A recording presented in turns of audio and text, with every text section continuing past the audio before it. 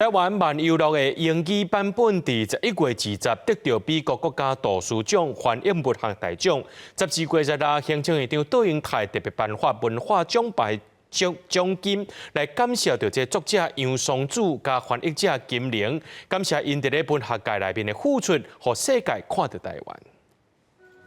台湾慢悠录作者杨双子甲英文翻译者金玲接受行政院长杜英泰的颁奖。台湾慢悠录英语版本是台湾历史上头届得到美国国家图书奖的翻译文学奖。政府12月16特别颁发文化3等奖的奖牌，鼓励作者杨双子甲翻译者金玲。文学乍看没有实质的功能性与生产力，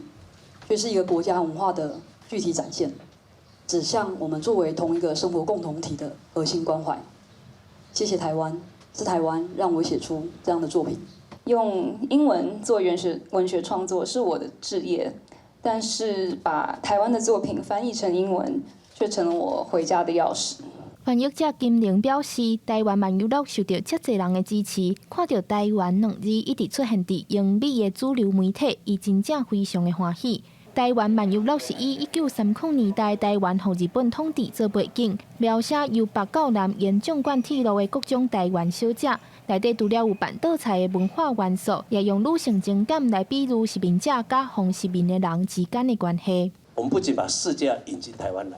我想透过这样的这部书啊，我们可以看到，也许在多年以后会有另外一部书在写现在的台湾，跟你现在在写1930年代台湾又有异曲同工之妙。我觉得这个带给我们很多的